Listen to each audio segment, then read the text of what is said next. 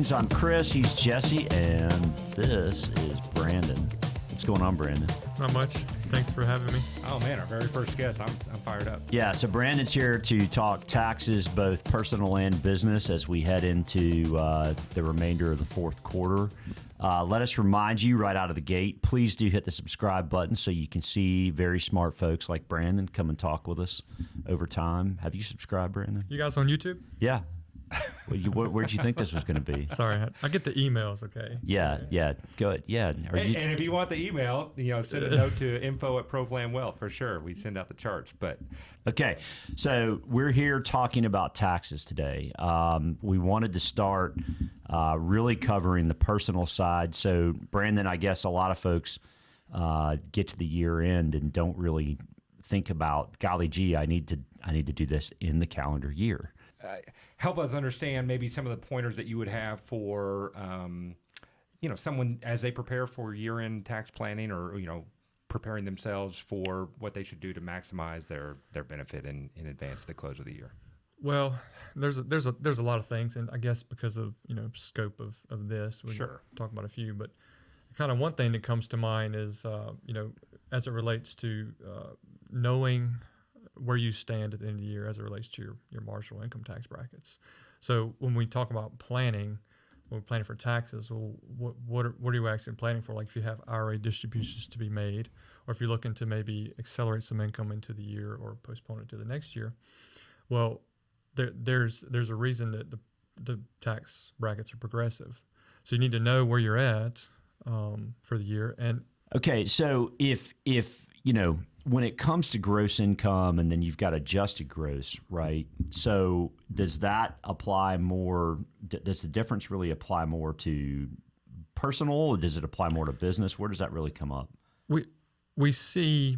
So let me, I guess, define. Generally speaking, we have our gross income, and there are adjustments to gross income to arrive at adjusted gross income.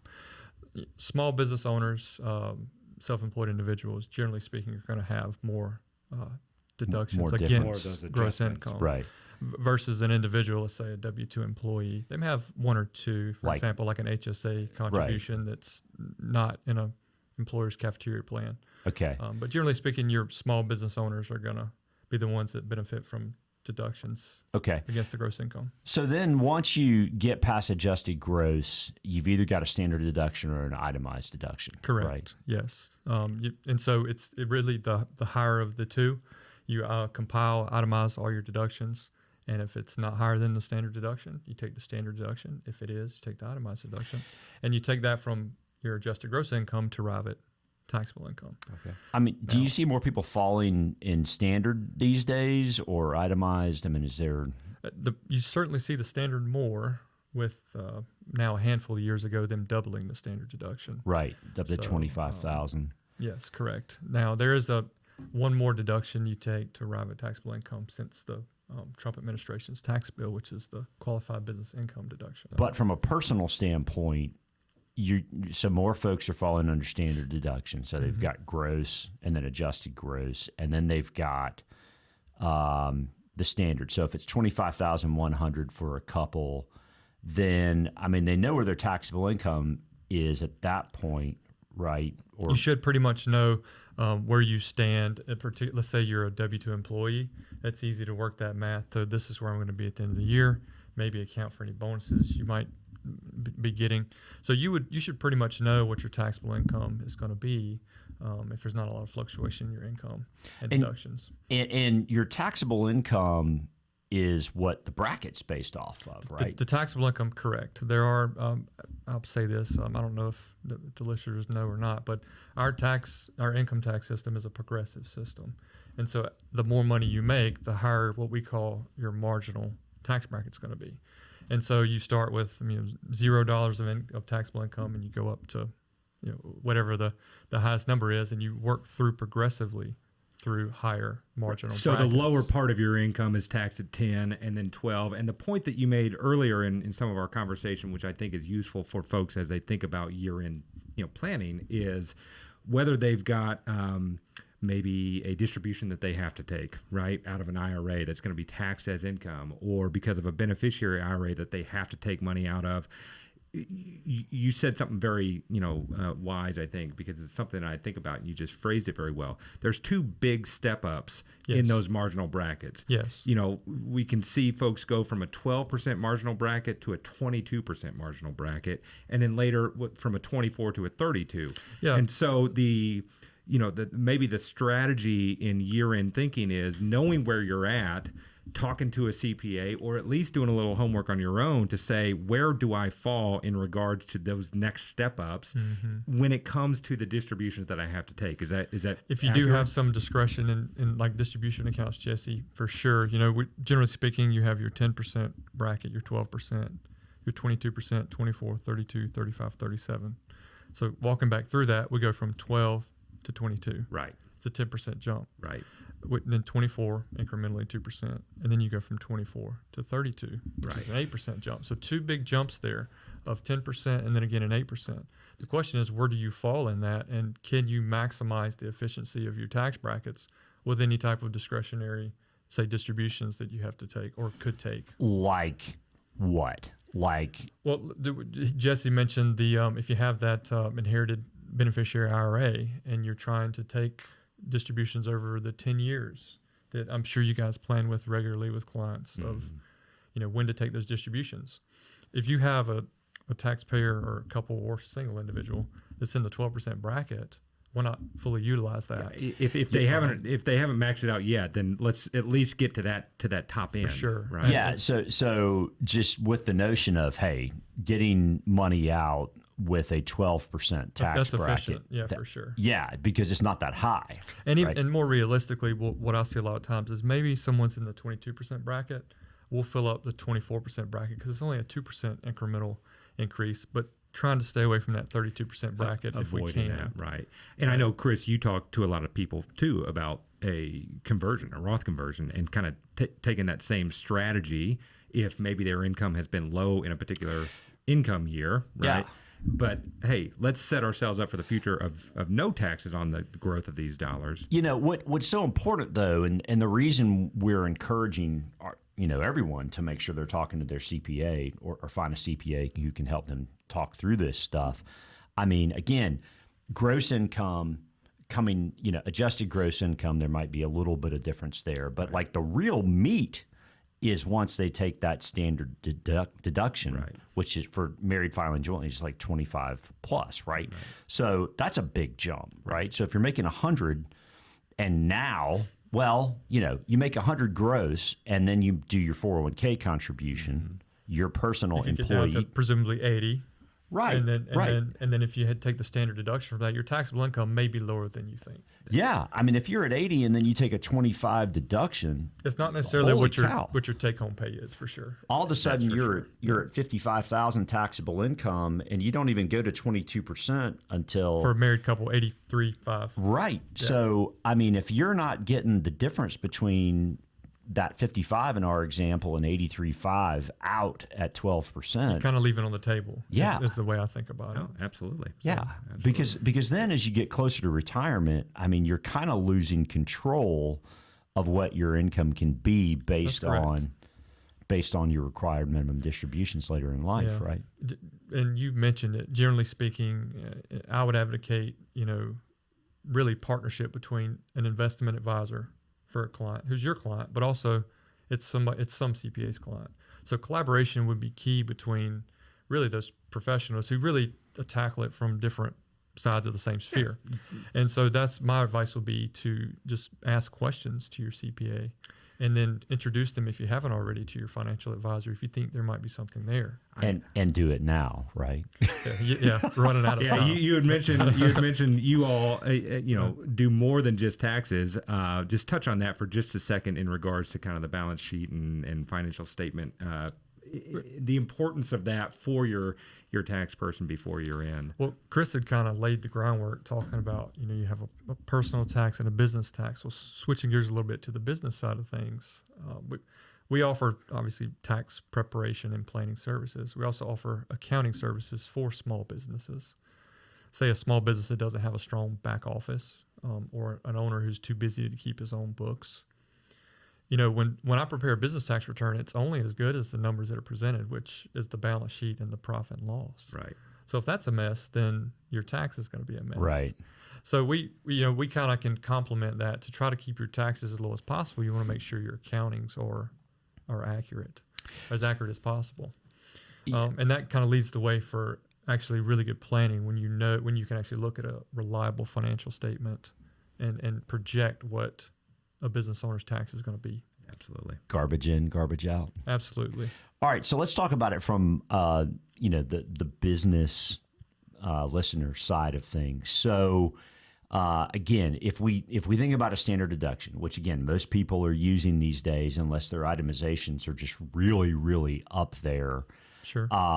So SALT deduction, state and local tax deduction. That's a part of your itemized deductions, yes. Okay, so what's the cap in the standard deduction there? Yeah, so you're talking about the SALT caps, which is capped at $10,000. Okay. Since the previous administration's tax bill. And what's in that number, that 10,000 cap? When we talk about the SALT cap, it's comprised of not only your state income taxes, but your personal property taxes, cars, your boats, your real estate taxes, your primary residence, secondary residence, maybe a lake house, mountain house. So those items are added together. So real estate, personal property taxes, state income taxes, to the extent that it exceeds $10,000 for a married, filing joint couple, you lose the excess. And it doesn't carry over. That's why we call it the SALT cap. So even if you've got $25,000 in those state and local tax deductions, basically you're just going to lose $15,000 of it. Correct. And a lot of times what we're seeing is particularly with a small business, someone who's still in I think you guys will call it like the accumulation phase. Mm-hmm. Maybe they're making a decent amount of money and by their state income tax alone, they could be getting to that $10,000. Right. And so it kind of dovetails into some of the things that we see the states doing is they're taking a proactive approach because their constituents, they voice concerns about this. They've been enacting laws in their states to elect to pay their respective state income taxes at the pass-through entity level. Well, real quick, what is a pass-through entity? Most of our small business clients in America are paying their business profit, paying tax on their business profit at their personal return level, either via a partnership or an S corporation. And so they're paying that state income tax on their personal return. It ends up as an itemized deduction subject to the SALT caps. Again, what these states are allowing us to do now is... Okay, so just to make sure I replay that. So the entity pays tax and it ends up from a state income tax standpoint... If you make the election at the entity level, you pay the tax at the entity level for that state. For example, South Carolina, the active trade or business tax is 3%.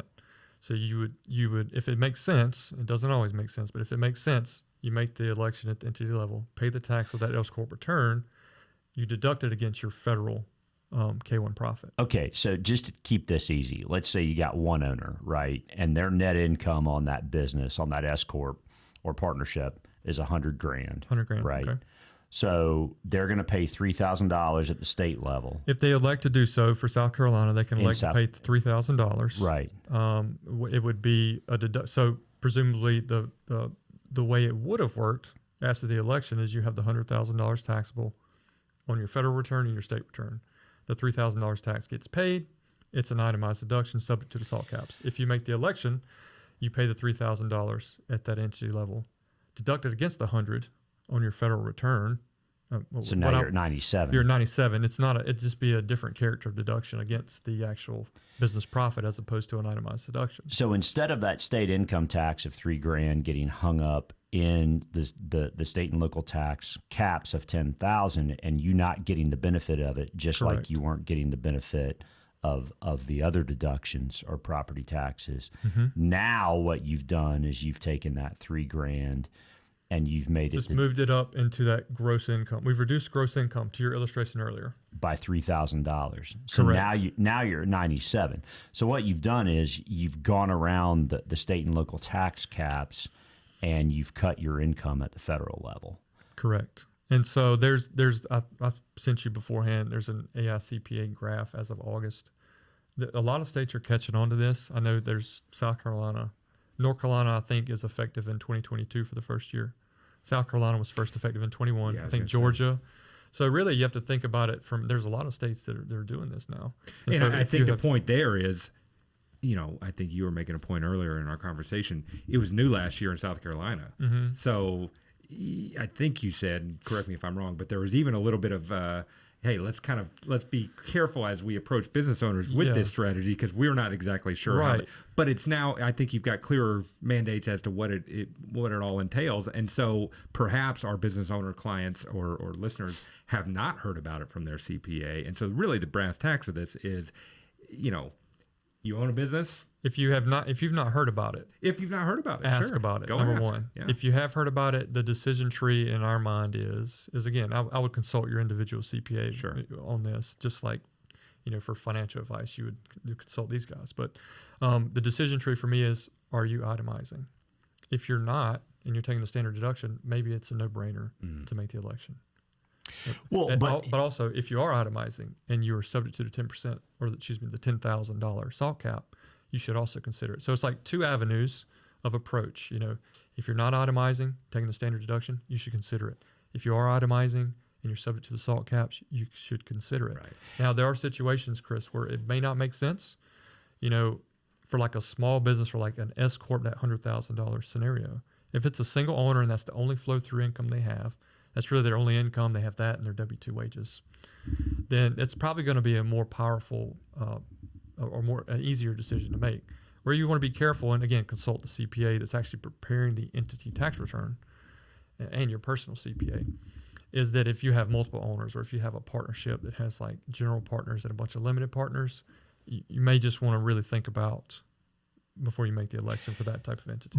But just playing that out, I mean, if you had $100,000 in net income, it may not be all that material. But if you've got $500,000 of net income or 800 of net income, I mean, you're starting to talk about some real numbers. It could be powerful. Right. I always tell people it's not going to help you retire, but it is what we call low-hanging fruit, and it's things that you should just be considering before you're in, because thinking about it from the entity perspective, if you're a cash basis entity, meaning you elected to be a cash basis taxpayer at that entity level, to get the deduction, you have to make the payments before the end of the year. We take a different approach if it's an accrual basis, but a lot of people have elected cash basis just because you have more discretion. Right. And so that's something, again, before year end, the planning would be is if you think you're going to make this election, why not you can make estimates just like you would with your personal tax return, maybe make an estimate for the end of the year. Interesting. So just to accelerate the deduction. Yeah, so I mean, that's fantastic. So what else? I mean, one of the things I think about a lot is, we have a number of folks who have parents who are at, that required minimum distribution stage, which is now 72. It used to be 70 and a half. But they can do something called a qualified charitable distribution still at age 70 and a half. And to us, that seems like a big no-brainer. No-brainer, yeah. Yeah. What are your thoughts on making sure mom and dad are using qualified charitable distributions properly? Well, I guess it would. Every family dynamic is different, but if you could just ask them, that would be the easiest thing. I mean, if you know that they're already charitable, right, or they're giving to a charitable organization. Well, you would have the conversation. Yeah, have the conversation. Right. And so if you happen to, if they would, like for example, share their tax return with you, you just want to make sure. I mean, are they back to the itemized discussion? If they're older, odds are maybe they don't have a mortgage, maybe don't have as much of a mortgage. Maybe their income taxes aren't as high, so they're maybe not even itemizing. They're not itemizing, and they're faithfully giving to whatever charities. Why not do the QCD? Because it, as you know, and the no-brainer is it reduces that taxable element of the IRA distribution. Right, but helps to satisfy the required minimum distribution along the way. And of course, then mom and dad don't pay tax on it, and the charity doesn't pay tax on it. I mean, everybody wins in that scenario. The way I kind of, in talking to our older clients on that, is if you're going to give anyways, you probably should consider the QCD or ask your advisor. And again, that comes back to collaboration between your CPA and your investment advisor to see, does it even matter? If for some reason that older individual is itemizing and they're getting the benefit of their charitable deductions, which is a component of your itemized deductions, then it might be 6 one, half dozen another. But the QCD is definitely something that if you're of age, you should strongly consider it. I mean, but or ask the question. So many people aren't itemizing, though. It Absolutely, particularly the older generation, because again, they've they've done the accumulation. Theoretically, they don't have all of the debt that goes with that on the mortgages and such. So I agree with you. A lot of our older clients are doing the QCDs. I've actually had a couple where I've had to advise them to consider a QCD because they were given, for example, to a church monthly. And it wasn't, it might be, $5,000 a year, but they're not itemizing. Why not? I think to them, it's a mentality thing where they want to write that check. Right. Versus you guys would have to handle it for them. So I just had to kind of explain that, walk that through with them that, it's still the same thing. It's still getting to where you want it to get. And it makes a dollar go farther. And for those that would prefer not to send their dollars to Washington or Columbia. Absolutely. It just avoids that whole thing. Or if they avoid the tax by doing a QCD, they can give more to. That's a great point. Right. That's the neat thing. It's like you said. It's like a no-brainer, slam dunk. Those are the things that when we see those come across our desk, for example, like say we're doing something for the first time. Those are the easy things that can add value. That can add value. Right. Yeah, you just kind of look for those things, and if you see that, you recommend it. Yeah. So, but if you've got mom and dad, just make sure not only with the the QCDs, think about it in terms of just generally as they approach that stage in life. If they're thinking about that properly, or are they also thinking about their base will and estate documents properly, and are those structured the way they want them structured? Anything from a trust document standpoint, or making sure things are. Well, as a CPA, it's all about partnerships, right? It's like the round table of professionals. That's right. You want to pair with a good attorney on that to get your document structured. But we see a lot of our clients, particularly higher net worth individuals with revocable trust, rev trust. Right. And so basically they're ignored entities for tax purposes. If you have a rev trust, just understand what's in it and what it says and what is going to end up in the trust. And that makes sense to you. That there's no issues with that down the road. We've seen some issues. When you say it's ignored, you just mean that the revocable trust it's filed in the same tax correct ID. So it's what we would call an ignored entity. A single member LLC is the same thing. So a lot of revocable trusts, you don't really see it in action until after the fact and it's too late. So just make sure that things are titled properly. The base will and estate documents are where they want them. And that's where the attorney comes in. I'm not qualified to do any of that. So. Understood. Fair enough. Good stuff. Look, I just pulled up the calendar. I think it's about 7.5 weeks before year end, which means we're only about 7 weeks away from Christmas. So just get your list ready, right? But the point there is find a CPA. If you're not working with a CPA, the value there can be pretty consequential, right? Mm-hmm. And so we're thankful to have you here, Brandon, today. Thank you for the value that you added to our video today, and again, just an encouragement to go seek out that professional advice. Yep. And from really all aspects, I mean, depending on your needs, investment advisors, attorneys, CPAs. I think the listeners, what I would say to the listeners is that I've seen the most value and power in planning when those people communicate. That's well said. So I appreciate you guys having me, because if we're kind of on our own little islands, then things can happen that maybe could without have better coordination or could have better been planned. Right. Sure. Good thoughts. So, Chris, you got anything else? I got nothing else. All right. Brandon, you avoided the rash that you mentioned you might get from that tiger. Yeah, I'm itching over here, Chris. Hey, listen, my dad can't watch this. He'll disown me. Yeah, I'm itching from watching the Fighting Irish beat up on the Tigers. So I'll be gentle after what happened. I'll be easy on you. That was brutal. What happened. That was brutal. Thanks as always for watching. We're grateful to you. Please subscribe, just like Brandon just did. YouTube. And there's an email. Is there an email? We send out emails as well. If you'd like to be on that email list, by all means, we're happy to put you on it.